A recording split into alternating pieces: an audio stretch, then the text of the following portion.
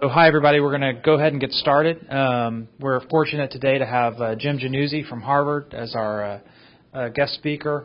Jim really combines being both a very busy and excellent clinician with a career as a very innovative researcher in the area of biomarkers and heart disease.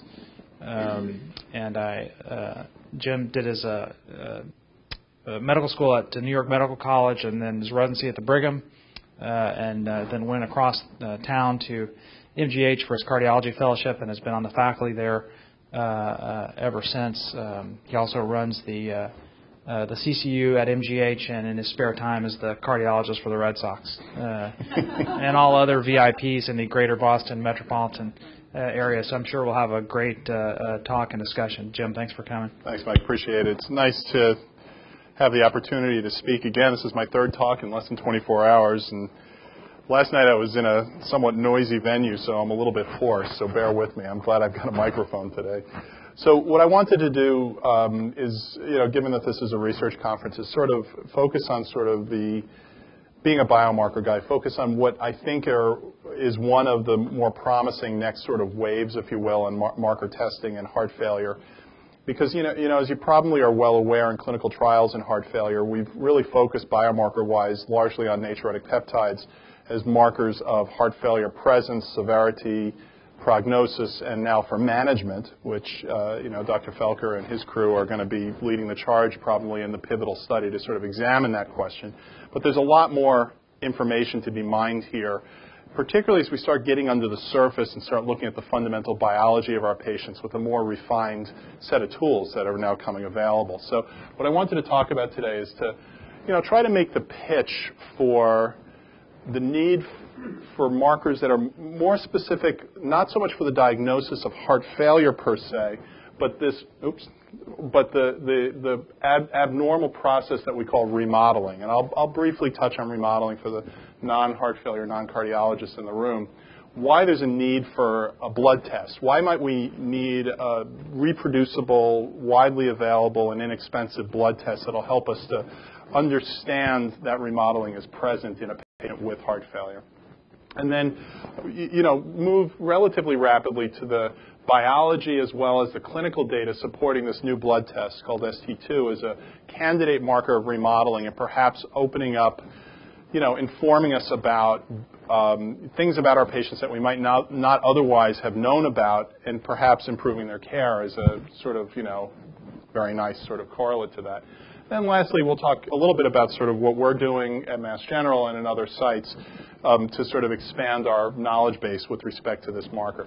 So remodeling, and we'll get one slide basically on remodeling for the non-cardiologists in the room, but it's an important process to keep in mind. And if you think about this process as the pivotal occurrence in the heart that leads to a weakened, dilated heart in patients that either have myocardial infarction, ischemic heart disease, where you have a scar forming in the myocardium following a myocardial infarction, and through the process of scar formation, expansion, and resolution of the healing process, instead of a normative healing where the heart, gets injured but it doesn't become grossly dysfunctional, we see some patients after myocardial infarction proceed on to a dilated, weakened phenotype. In other words, a weaker heart, basically, to simplify it. And it's hard to predict this with the current clinical tools that we have. I mean, there are things that we can do imaging-wise. There are things that we can do clinically to predict it, but those tools are imperfect. And it really gets down to, as I say, it's the biology, stupid, and it gets down to the biology sometimes, understanding why this patient's going to proceed on to a dilated, dysfunctional left ventricle. Moreover, it also occurs in patients with heart failure, whether it's patients with acute injury to the ventricle from myocarditis, patients with severe long-standing hypertension and diabetes. We see the very same process where the ventricle proceeds on to a dilated hypofunctional state. And again, this can be subtle, it can be insidious, and it can be problematic in our ability to determine it. So why is that? Well, why is remodeling such an issue for us, particularly given the fact that we have medications that might be able to either reduce it or prevent it entirely? The first problem is you don't feel it. So unlike myocardial infarction, acute plaque rupture and acute cutoff of blood flow to myocardium, which leads to angina pectoris, etc. Remodeling is a process that's largely asymptomatic. So we can't follow our patients based on their symptoms and signs.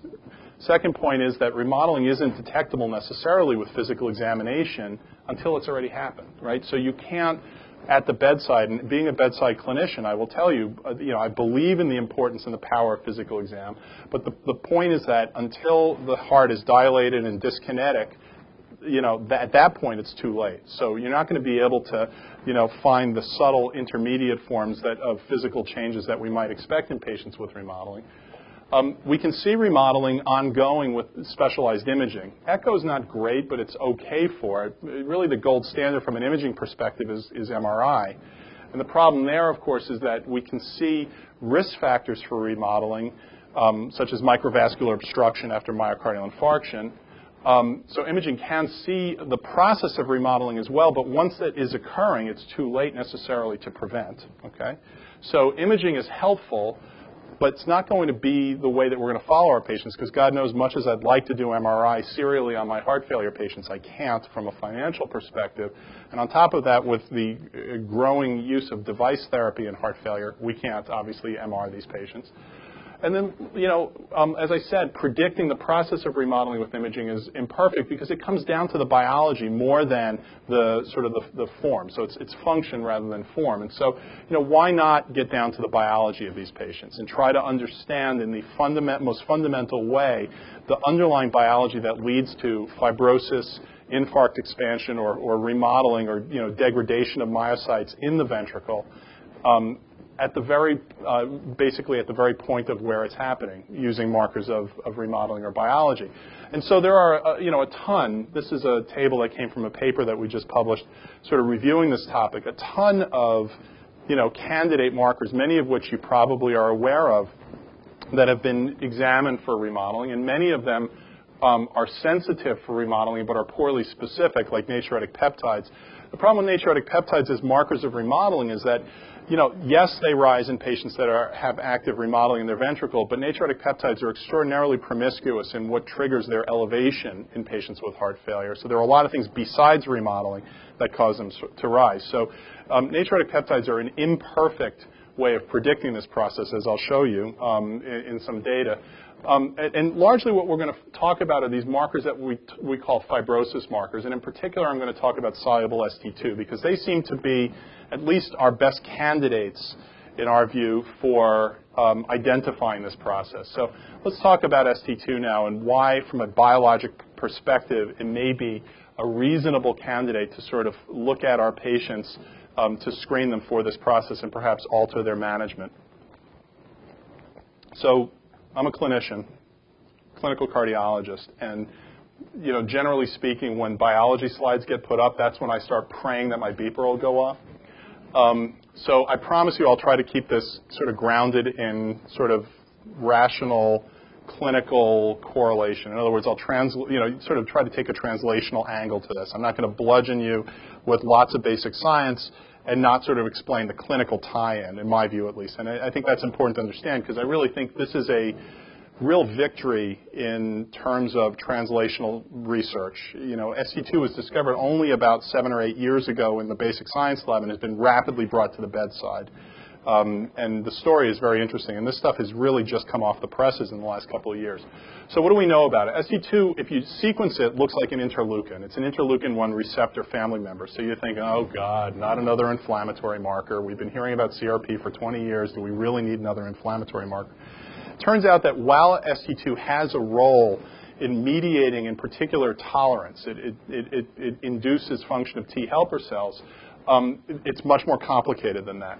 So there are two forms of ST2. There's a membrane-bound form and a soluble form. The membrane receptor is involved in white cell tolerance, T helper cell tolerance, but it's also involved in the process that we now sort of believe is pivotal for remodeling, which is binding its ligand, binding its ligand, which is interleukin-33. And I'll go through that in just 1 second. The soluble form of ST2 is secreted by growth-stimulated fibroblasts and myocytes. And it looks just like the ligand, the membrane-bound form.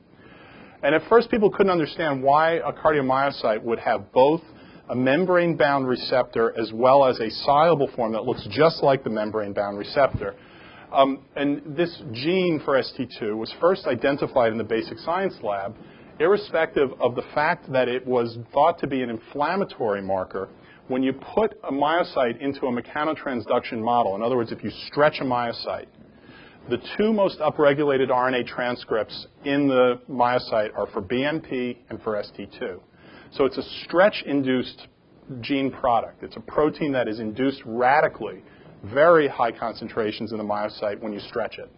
So immediately you start seeing the potential tie-in for where in heart failure it might fit in, where it might fit in as a remodeling marker. Now, when you talk to the people who discover this is Rich Lee from the Brigham, and you ask them, well, Rich, why is it an interleukin member, but it's involved in a mechanical sort of response to injury kind of thing? And his theory, and it's sort of interesting, I don't know if it's true or not, is he thinks phylogenetically it may have originated in the interleukin family, but it may not even have any inflammatory role. It may just have a backbone that identifies it as being part of that family, but it may not have any residual inflammatory system role. And we just said that. So importantly, we're getting to the clinical side now. Why ST2 is so interesting from a heart failure perspective is that its ligand was recently identified to be another interleukin, IL-33. Now, again, you say yet another inflammatory marker.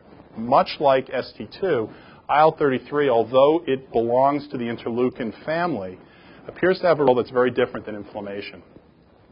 IL-33, much like ST2, is a stretch-induced product. In other words, if you stretch myocytes, if you stretch fibroblasts, of which a large percentage of the cells in the heart are from the connective tissue family rather than myocytes, IL-33 gets secreted. And the interesting thing about IL-33 is irrespective, or as we say in Boston, like I said last night, irregardless of the fact that IL-33 is an inflammatory family member, it appears to have a pivotal role in protecting against fibrosis and hypertrophy in the heart. In other words, IL-33 is a good thing, okay? When you induce IL-33, it's the heart trying to protect itself against overstretch, volume overload, injury, etc. IL-33, as I'm about to show you, the goodness of it can be blunted or blocked by either giving high concentrations of soluble ST2 or by blocking the receptor. Okay? So the receptor is important to bind IL-33 and give its benefits, as I'm about to show you. The soluble form is probably best viewed as what we call a decoy receptor, which is it's the off switch. Okay, so the myocyte releases soluble ST2 to sort of decoy, mop up excessive IL-33. But in states of pathology, such as excessive ST2 secretion, it may in fact overblock IL-33 and lead to a deleterious phenotype. So let me show you the mechanistic data to support that. These are animal model data showing that if you expose animals, rats, mice, to pressors like phenylephrine, angiotensin II, you get unchecked hypertrophy. This is amino acid uptake in the myocytes indicating, uptake of protein precursors and synthesis and hypertrophy of the myocytes. So that's from the vasopressor exposure. Now, if you give IL-33, you can blunt that effect. In other words, IL-33 rescues hypertrophy. It's an anti-hypertrophic, anti-fibrotic hormone. If you block that effect, you get a phenotype that, in mice at least, looks very much like a remodeled ventricle in humans. Okay? So if you interrupt ST2 signaling or infuse high concentrations of the soluble form, you get dilated left ventricular chamber size, loss of LV function, and increased mortality in these animals. Okay? So you get a remodeled ventricle. You get a heart failure phenotype in these models. And in fact, if you look at the tissue of the hearts of these animals, normal on the left, your left, my right, normal myocyte structure, no fibrosis after exposure to hypertrophic stimuli. Here now, interruption of the ST2 gene, gross fibrosis in between the myocytes, stained in red, significant myocyte hypertrophy. So you get a picture that looks very much like a remodeled dysfunctional ventricle. As I said, furthermore, in the setting of, this is TAC, thoracic aortic constriction, which is a pressure overload state. In other words, a heart failure promoting picture, knockout of the ST2 gene leads to the worst prognosis. So these hearts become dysfunctional, hypertrophied, heart failure phenotype, basically. Why does this occur? Some more biology for you. I promise we're almost through there. But again, a pivotal study nonetheless, also from Rich Lee's group. It appears that ST2 and IL-33, the crosstalk between these two hormones, protects the heart through prevention of apoptosis. Okay, so programmed cell death, the cells die and sort of drop out and are replaced by fibrosis. These are data sort of supporting that. This is a control set of animals. Right here, we're looking at the number of cells undergoing apoptosis, a sort of relatively normal distribution. You give IL-33, no change, and you give soluble ST2, no change. Now you expose these cells to hypoxia, so you make them sick. And you see on the right this shoulder here in the control animals. This is apoptosis ongoing. Okay? Now you give IL-33, the shoulder starts moving to the left. You give higher doses of IL-33, and you basically abrogate, you block apoptosis. So it's a good thing. So now you look at what happens when you give soluble ST2. Remember, if you give high concentrations of soluble ST2, you block the benefits of IL-33, and you bring that shoulder back into play. So you actually see more apoptosis coming back in. Now you look at hypoxia plus ST2. Again, now we're giving higher concentrations. In the presence of IL-33, you still see apoptosis, higher concentrations. You should have seen this appearance, no apoptosis at all. Instead, with concentrations of ST2 elevated, you see significant cell death and dropout. So it basically is a delicate balance between the good benefits of IL-33 and the expected, sort of routine shutting off of the system by normal ST2 signaling. But in states of disarray and excessive ST2 exposure, you actually result in a deleterious situation where you have excessive myocyte death leading to fibrosis and hypertrophy. This effect is mediated on a basic science level through multiple apoptotic pathways. So it's very well recognized now in a very short period of time, sort of mechanistically why this sort of happens. And if you look at the hearts of patients, as I'll show you in a second, but now in animals, intact IL-33 ST2 signaling in here are control animals with large myocardial infarctions in yellow.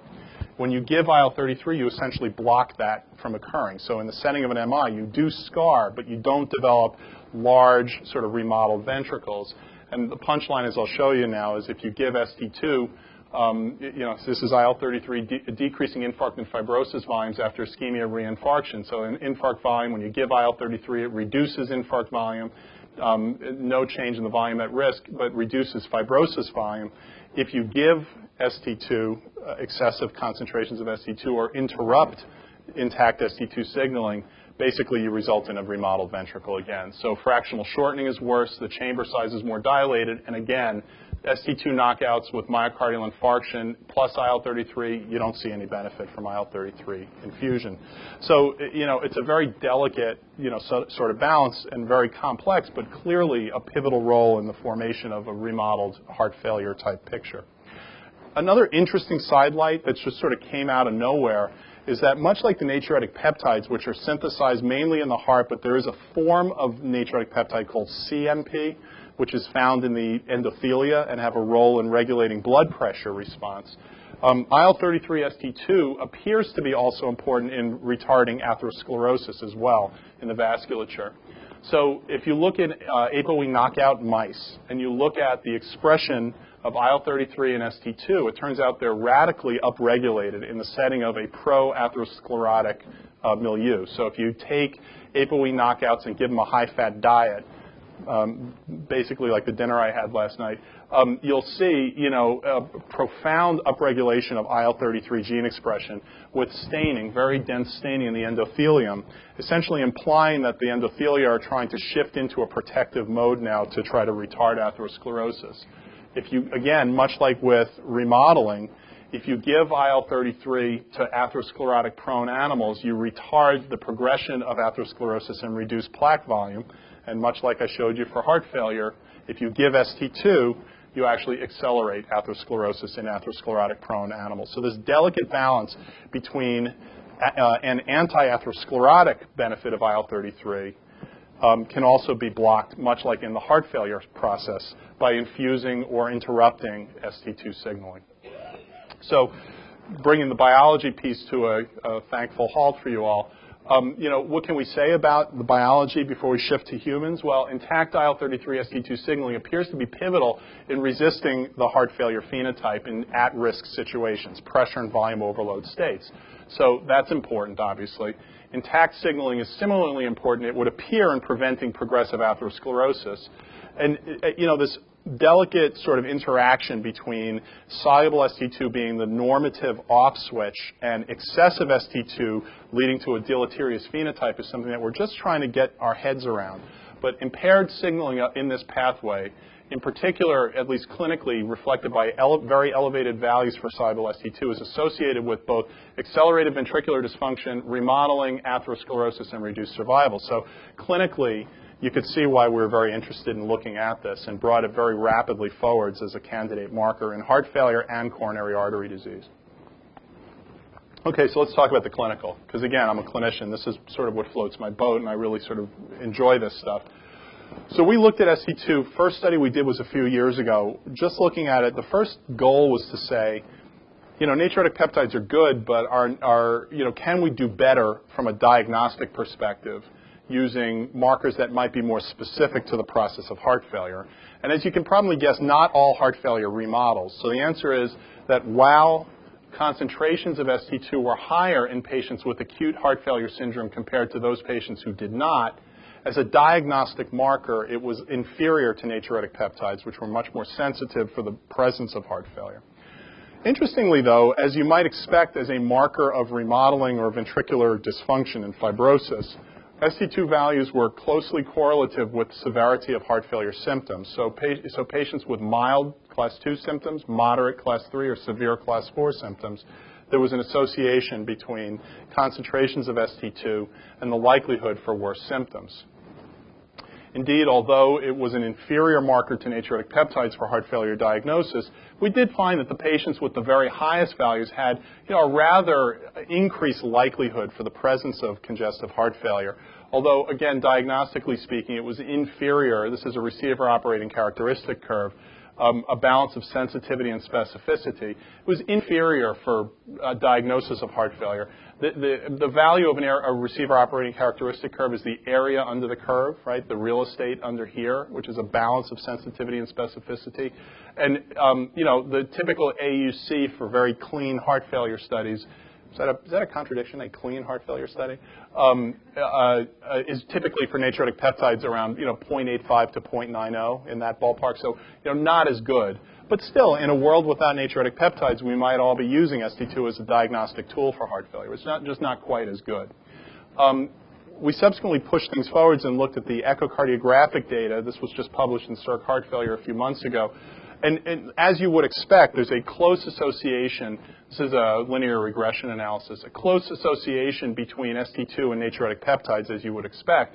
But interestingly, a lot of clinical variables that are very much parallel remodeling, such as pulmonary artery pressures, diastolic dysfunction as detected on tissue Doppler imaging, LV ejection fraction, chamber size, as well as sort of clinical status, how destabilized the patient is or was. All were independent predictors of ST2 values. So it closely follows, what the basic science data would tell us. A ventricle that's stiffer, more likely to proceed on to fibrosis, dilation, and worsen heart failure picture. So that was sort of neat. I mean, we sort of said, okay, this is kind of cool. It's sort of following what we might expect. But then we really were blown away by what we found from a prognostic perspective, because, we sort of have accepted. We've grown up in the era of natriuretic peptides as being the marker for prognosis. And we started looking at ST2 and found some really remarkable things. Well, the first thing is there's a rather dramatic dose-response association between ST2, and these are in patients now, not in mice. I'm not a mouse doctor. I used to be, but not anymore. Did a lot of tail tip cutting when I worked in the atherosclerosis lab that Jan Breslow has at the Rockefeller, but I rapidly got over getting bitten, and I said, I'm moving on to patients. At least they don't bite all that often. So this is a pretty clear, almost, I would say it's pretty monotonic. It's basically the higher your ST2 goes, basically there's almost no inflection point here of risk. basically no matter where your level is, the risk is essentially higher than the level before it. So the higher the ST2 value, the higher the likelihood for death. This is death at 1 year now. You can see the highest decile has a near 60% mortality rate. So it's a pretty remarkable association with mortality. And this is just comparing the older assay in gray with the new high sensitivity assay that we just worked out that gives an even more refined ability to sort of detect differences in risk at different concentrations. This is longer-term data from our group now. We have follow-up. Actually, this is about a year old. We now have 5-year follow-up data on these patients, and the curves continue to diverge. Basically, a single measurement of this biomarker at time 0 allows for rather dramatic separation of ultra-high risk from ultra-low risk. And so it's a pretty remarkable separation in terms of our ability to identify a patient that's going to have a 4-year mortality rate less than 10% versus someone who have as high as a 50 to 60% mortality rate at that very same time point. Some people ask, does the marker only work for prognosis in patients with a dilated ventricle? As you can imagine, remodeling doesn't care. This scarring and fibrosis process doesn't care whether you've got a normal or abnormal ejection fraction. So it's worthwhile to say that you'd predict that remodeling markers would work in both systolic and non-systolic heart failure, and they do. Below the median, above the median. Blue is non-systolic heart failure. If you're below the median and then you have someone above, you can see the difference in risk. To be sure, in systolic heart failure, if you're actively remodeling, it's an even worse situation, and you can see the difference in risk there. But the point is that it is essentially equally prognostic. The hazard ratios are relatively similar, whether you're non-systolic, preserved ejection fraction, or systolic heart failure. And then the big question was, okay, well, what does this bring to the table relative to what we already have?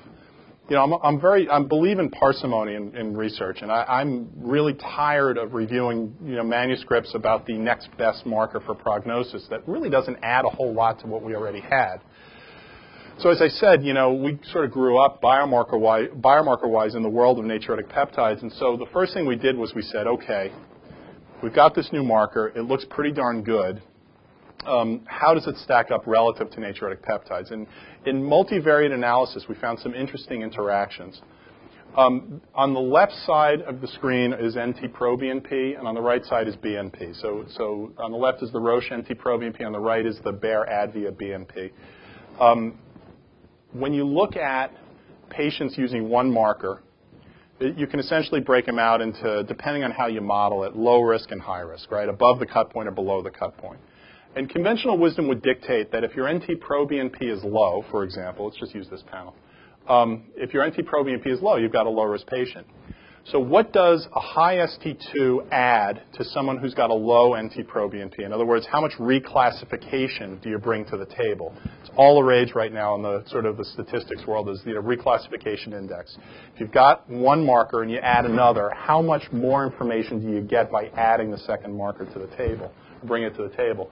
And here's the answer. If both markers are negative, you get the blue line.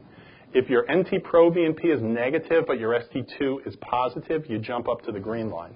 Okay? So we're talking about a very significant increase in our ability to identify a much higher risk patient by basically sandwiching two markers together that give you relatively different reflection of the biology and the pathology in patients with heart failure. To be sure, if you have both elevated, the risk is the highest, right? So this is a very nice example of where multi-marker testing actually adds independent, unique information. And given that there are therapeutic interventions that might be different for these different markers, you can sort of see where the clinician in me is sort of wondering how we might use these things to manage our patients in a differential fashion. This reclassification goes out to 4 years. And this is the 4-year data from our cohort. Both negative in blue. If the NT-proBNP is negative but ST2 is elevated, you jump up to yellow. So significant reclassification. Another way to look at this is this way, which is that if your NT-proBNP is very low, these are supposedly, or as one of my study coordinators says, supposedly a very low-risk population, right? A heart failure patient with an NT-proBNP less than 300, that's like a donut without a hole, right? Normally, you expect high natriuretic peptide values in these patients. But even in the ultra low-risk population, if your ST2 is high, 25% mortality risk. So, This shows us a risk factor profile that we would not have been able to detect using conventional means, conventional biomarker means at least. So where might it fit in clinically? So we've looked at this now just with one blood test measurement. We've also looked at it in serial measurements in patients with acute heart failure. These are data from the San Diego VA. Patients admitted with acutely destabilized heart failure syndrome, then followed over about a week of follow-up. And we sampled blood. This was a retrospective analysis. We didn't use the data to manage these patients. We found that those patients that were destined to go on to mortality events at 6 months had the course of ST2 during acute heart failure hospitalization in red versus blue, the patients who survived. And at least in this cohort, mortality was almost entirely predicted by ST2. Natriuretic peptides were no longer significantly predictive of death in the absence or in the presence of ST2 measurements, such that you can break patients out if a patient had a 15%, not a very big change, 15% change in their ST2 values from baseline to discharge, the likelihood for death was only 4%. So, from a clinical perspective, there's definite potential for it being a predictor of, stability at the end of hospitalization. On the outpatient side, we've looked at this as well. This is from a heart failure clinic in Barcelona, a group that I collaborate with. They send me fellows. I go there and eat. It's a nice sort of, relationship that we've worked out. Basically, in an outpatient heart failure population, again, patients destined to have events had significantly higher ST2 values. That was additive to NT-proBNP values, much as you'd expect in patients based on our experience with acute heart failure. This paper was just published, again, from Domingo Pascual-Figal's group from Barcelona, looking at it as an arrhythmia marker as well. I would say that natriuretic peptides have been disappointing, to say the least, as a predictor of arrhythmia. They're very good for predicting pump failure, but they're not as good for saying, will my patient need a defibrillator or get a shock? A remodeling marker, a more pure fibrosis scarring marker might be, and in fact, in this analysis, ST2 was, quite associated with the likelihood for sudden cardiac death and was, obviously in a dose-response way, very significant, additive to other markers of risk. So that's the heart failure piece. I'll remind you guys that in the heart failure, actually we're south, so I should say you all, right? Not you guys.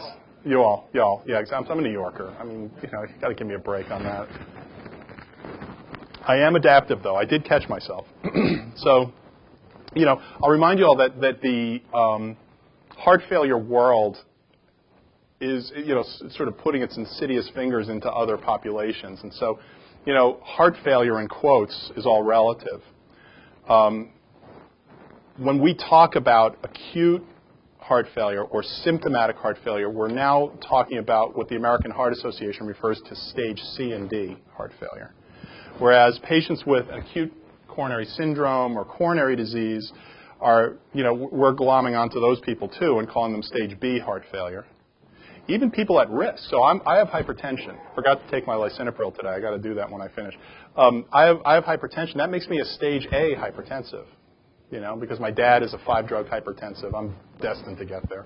So the point is that even apparently well patients can be called as having heart failure because it sort of gives, I think, credence to the idea that prevention is ultimately the way to beat any disease. So the point I'm trying to make here is that we're moving now from stage CD heart failure to populations that you might not normally think of as heart failure. But the point is that if you look at a stage B population with an abnormal ventricle but without symptomatic heart failure, these are the patients, much like the stage A patients, where remodeling is even more important. Because the question is, can we identify it before it happens and prevent symptomatic heart failure from occurring? So in patients with acute coronary syndromes, these are data from the Clarity TIMI-28 study. Mark Sabatine from the Brigham, a colleague and friend, looked at ST2 as a predictor of future death and heart failure and showed, not surprisingly as you'd expect, that it very profoundly predicts the likelihood of such an event, and it appears to be better than natriuretic peptides for that indication. So, this is large-scale clinical trial data sort of suggesting, is it uncool that I showed a Timmy slide here? I just realized. I got to be careful. I'm like the skunk in the campground here today. It's important to point out that, even in a population you wouldn't necessarily think of as a heart failure population, there seems to be an association. And we've done some neat studies in acute MI looking at this question pretty closely. These are patients admitted to a hospital with ST segment elevation MI. And what we did was we sampled blood over the first 24 hours in these patients to look at the time course of release of ST2 and natriuretic peptides, and then look at it as a function of survival and heart failure events. So the first point is that in blue, we have NT-proBNP, ST2, and in red we have NT-proBNP. You can see that ST2 values tend to peak a little bit earlier than natriuretic peptides, around 6 to 12 hours after acute ST segment elevation MI. So there's a dynamic rise and fall, much like many cardiac biomarkers. But that's not the interesting piece. The interesting piece is looking at patients as a function of outcomes. So this is 2.5-year mortality as a function of ST2 kinetics during hospitalization for ST segment elevation MI. And you can see a much higher peak and a much more prolonged existence in circulation after myocardial infarction. And if you look at it as a composite of of death and heart failure, because presumably what they're dying from is from pump failure events. We see a comparable sort of, TP versus a flat sort of appearance here. But then sort of mechanistically, we sort of drilled a little bit deeper. I'll remind you that the risk factors for remodeling, fibrosis, scarring of the ventricle, infarct expansion, in a patient with myocardial infarction is an unfavorable angiographic phenotype at the end of revascularization, for example. So what might that be? Well, microvascular dysfunction, MVD, TIMI3 flow, less than TIMI3 flow before PCI, so, bad angiographic appearance of the vessel, pre-PCI or post-PCI, as well as no reflow, right? So these are all angiographic findings that, when present, are more likely to lead to a patient going downstream to develop a dilated remodeled ventricle. So now each one of these are those factors as a function of ST2 values. So patients with microvascular dysfunction had higher ST2 values. Patients with poor TIMI flow before or after procedure, high ST2 values. And lastly, no reflow, higher ST2 values. So the biomarker basically segregates with the angiographic picture that you'd expect in a patient population at risk for remodeling. And these data were subsequently given back-end correlation or support by a study that was just published in the Journal of the American College of Cardiology. This is one of the better studies. It's actually no longer in press. It was just published about 2 weeks ago. Looking at ST2 again in ST segment elevation MI patients subjected to cardiac MRI at baseline, 3 and 6 months. Okay, so again, remember I told you in the beginning, MRI can see remodeling sort of after it has occurred. So what they did was they got ST2 values at the time of MI, and then followed these patients and looked at them as a function of subsequent remodeling. The first thing they found was that the risk factors for remodeling, again, microvascular obstruction or dysfunction, in that presence of microvascular dysfunction, ST2 values were higher, as we found in our studies, and the MIs were more transmural, so a worse infarct. Right? But that's not the interesting piece. The interesting piece was the associations, and this is the third time I've shown this slide, but I think in the 3 talks I've done, but I think it's a really instructive slide in the sense that it tells some of us that are biomarker people in clinical trials, how we should be doing our studies into the future, which is it's not sufficient anymore to just show Kaplan-Meier curve saying that a biomarker says the patient's going to die. At this point, I've got Kaplan-Meier fatigue. What I want to see is, can I do better for my patients in terms of caring for them? These are the MRI data. So delta left ventricular end systolic volume, delta LV ED volume, and diastolic volume. So these are measures of remodeling on MRI. Okay? So what the investigators did was they broke the patients out as a function of their ST2 values, low, low, high, high. And then this study was actually a retrospective analysis of placebo versus eplerenone, which is an aldosterone blocker. For those of you that may not be aware, aldo blockers are used to theoretically reduce remodeling in patients at risk, like myocardial infarction patients or heart failure patients. This study originally was done to show that eplerenone retards remodeling, and it was overall negative because it was a relatively small patient cohort. However, when you look at these patients as a function of their baseline ST2 values, i.e. a marker that identifies the risk for remodeling, a very different story emerged. Those patients with low ST2 values on placebo had very little change overall in their ventricular chamber sizes at follow-up on MRI. Those patients with low ST2 values treated with eplerenone, again, not a whole lot of change. It was not statistically significant. On the other hand, those patients with a high ST2 treated with placebo had very significant degrees of remodeling at 6 months after myocardial infarction. And if those patients with a high ST2 at baseline were treated with an aldosterone blocker, eplerenone, the risk for remodeling was blocked. So this really, I think, illuminates a path forwards from a biomarker clinical trialist perspective, because we have the tools now that have been brought to us by translational biology very, very quickly. And studies like this are quite important, I think, to sort of really personalize how we approach our patients rather than the one-size-fits-all approach that really doesn't work all that well. We now have data across a wide spectrum of disease types. I mentioned the stage A patients. We're looking at ST2 in the Framingham Heart Study now to see if it predicts future heart failure events. Stage B, bringing it closer to home for you all, and then stage C and D. So across a wide range of studies now, we have a good sense that this marker has a potential role for prognosticating heart failure. One interesting niche, and I figured I'd show these data, are the data that we're looking at in heart failure. In heart transplant patients. And why might we look at this in heart transplant? Well, I sort of downplayed the inflammatory role of ST2 in the beginning, but I'll remind you all that transplant is a very sort of, immune, obviously, hinges very much on the immune process to, number one, reject the graft if it shouldn't be there. And we go after that process to try to induce tolerance. So ST2 as a T helper cell biomarker, perhaps, is one of the roles that it plays. Might not just have a role in identifying fibrosis and remodeling in the graft, but also unchecked immune intolerance as well. So it's been looked at in a small number of patients. These are data from this Barcelona group that feeds me very well. And what we see is that within the first month of transplant, there's a whopping upregulation of ST2 in all comers, but then it falls over time. And in patients that are destined for rejection, we see a significant elevation of ST2 values.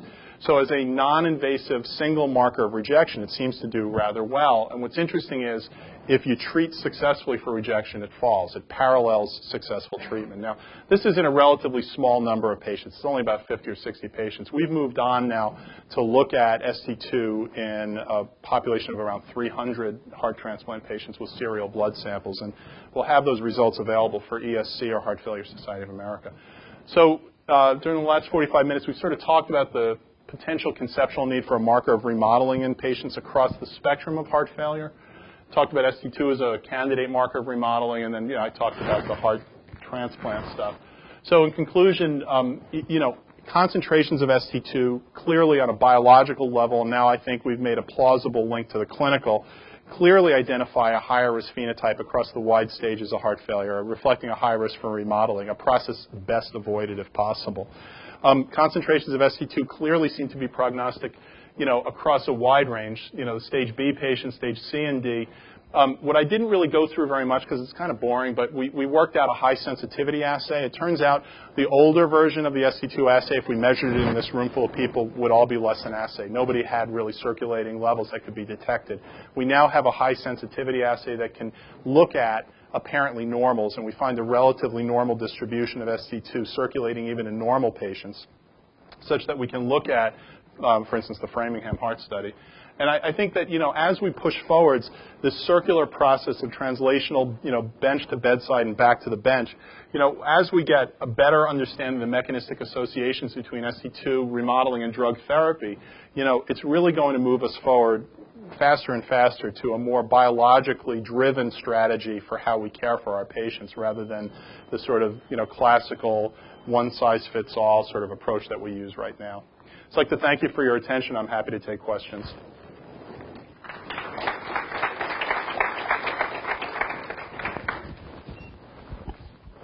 Thanks, Jim. That was great. A great talk. Questions? Joe. So, Jim, thanks for coming, and it's been great to hear you speak the last couple of days. I think last night we talked a little bit about whether ST2 is actually a causative agent in ventricular remodeling, and I think that you alluded to the fact that it was. Do you perceive that this is going to be a target for specific drug therapy in the future? It's a great question, Joe. So the problem with that is that so many times in medicine, we think we know what we're doing, and then we, develop a specific agent to target a process, and we do a great job of blocking remodeling, but then we find out that ST2 is important for something else that we hadn't expected. And so I think there is some concern about the potential of directed inhibition of ST2 signaling, partially because it's not just too much is bad, but also lack of the membrane receptor is bad as well. So enhancing IL-33 function is the angle that people are trying to take, rather than, and if you infuse large amounts of IL-33, nothing bad really happens. So I think that's more likely to be the angle that people take. The other thing is, if you think about it, the armamentarium of drugs that we have available to us for blocking remodeling is relatively nonspecific. Even aldo blockers, which seem to be probably the most directed function. For those that aren't aware, aldosterone blockers, in addition to being potassium-sparing diuretics, seem to have an effect on fibroblast function. So they reduce the amount of collagen synthesis that these cells make. And so that's probably how they block remodeling. But we don't have specific anti-remodeling drugs, really specific ones. And that may be another area, another avenue to study. There are actually other markers similar to ST2, one called galectin-3, which at least in our hands doesn't seem to be as powerfully predictive as ST2 does. Galectin is involved in fibrosis in other areas in the pathway. And there are specific galectin inhibitors. And so there are people interested in looking at that specific question. But again, the law of unintended consequences being what it is, you don't mess with Mother Nature, and there may very well be worse findings rather than better ones. So, thanks, Chris.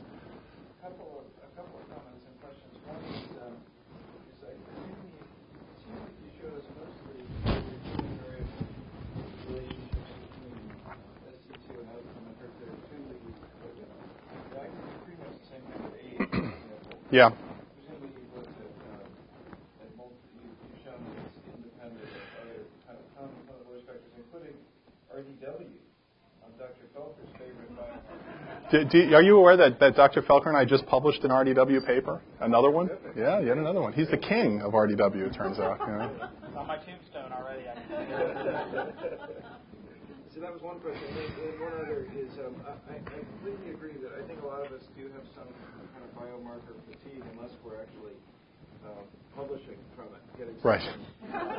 Then we think it's the greatest.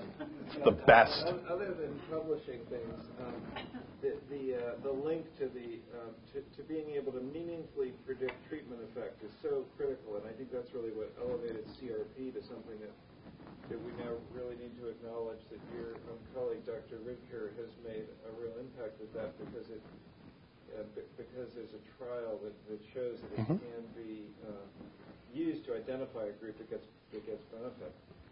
So along those lines, are there plans, like for example in TopCat and in other related trials, to be looking at ST2 and how it might stratify treatment effect? So to answer your first question, we've done a lot of multivariate modeling, and ST2 always comes out on top, above natriuretic peptides. So even the older, dirtier assay for ST2 frequently bested the refined natriuretic peptide assays in adjusted models. We even did Bayesian-type modeling, Bayesian information criterion modeling, and bootstrapping. Every time ST2 comes out way at the top. It's an extraordinarily powerful predictor of death, really quite striking. And it's interesting, there doesn't seem to be Achilles heels for this marker, like renal failure, age, obesity, like natriuretic peptides. There doesn't seem to be any of those, sort of vulnerabilities. When ST2 rises, as Frank Peacock says, it's a dude you're going to die marker, and so, it's interesting. Now, to be sure, it's not a guarantee. The positive predictive value. So this is sort of the magic of statistical modeling. When you look at the positive predictive value, what's the likelihood that your patient's going to die if ST2 is elevated? It's not dramatic. It's 30%, right, the PPV in our hands, which is higher than natriuretic peptides by a threefold factor. But if it's low, the negative predictive value is near 95, 96, 97%, which is really quite remarkable. In other words, if it's elevated, bad things may happen. If it's low, bad things are very unlikely to happen. So it's a pretty clean marker. It seems to be pretty powerfully predictive, and the new assay really is quite remarkable. It only needs 10 microliters of sample, so it's nice for retrospective analyses. If anything, you have to sometimes do serial dilutions. Retrospective analyses from large-scale clinical trials are definitely in play. We're doing a number of them. I'm working with a number of groups. I would argue, it's easy for me to sort of live in fairyland and say this. When I'm up at national meetings, I say we need, retrospective analyses are nice. We need prospective, well-designed, scientifically sound prospective studies to bring this to therapeutic use, not just showing Kaplan-Meier curves. So I think retrospective analyses from TopCat would be wonderful. For those of you that don't know, TopCat is a randomized trial looking at aldosterone blockade, again, another anti-remodeling trial in patients with diastolic heart failure. And so in retrospective analyses, if we can show that a high ST2 value at entry identifies a patient with non-systolic heart failure most likely to respond favorably to an aldo blocker, that's the kind of stuff we need. But then operationalizing that prospectively and proving it, I think we really need the prospective studies. And the diagnostics companies, as you know, don't have a lot of money to do this, but we really need the prospective randomized data to sort of bring it to the bedside, for real. I think this is an important issue. DCRI, as you know, we spend a lot of time designing these big clinical trials, and very, very often the biomarker, we say, let's do a biomarker sub-study, and that's kind of the stepchild of it's like, we'll do that if we have enough money, or we'll store some blood and measure some stuff at the end. But just as you said, it's not really strong evidence to look retrospectively and say, well, we found that if you had a high ST2, you benefited from the drug X. But it's a real challenge how to make this next step. It's a challenge operationally because, as you said, the diagnostic companies don't have the funding to do it. It's problematic, Big Pharma doesn't want to do it for the most part because they don't want to start out by limiting their market share to people who only have a high ST2 or a low whatever. And the NIH, and we just are going through this in Guide now, even though they pay lip service to how important this is, it's the first thing they say, let's chop that out. So it's a real challenge to how to take. I think we're kind of poised to take a big step towards doing more personalized prospective trials, but from a logistic perspective, it's a challenge. It worked for troponins. The troponins were sort of the first big step into the marker-driven therapy era where high troponins equal early invasive management or high troponins equal 2B3A blockade. But that was all retrospective data, actually. It was based on, and it's amazing that it really made its way into the guidelines that way. But since then, it's been a long road to hoe as a biomarker person. And like Paul, you mentioned Paul Ritker. It took Jupiter, 20,000 plus patient, multi-center, millions of dollar trial to really sort of make people say, okay, I agree, we should use, you know what I mean? And even still, I get like mondo pushback. Like when I present at Pri-Med, room of like 5,000 internists, and like I swear to God, they just don't believe it, and even after the big RCT, so it's tough.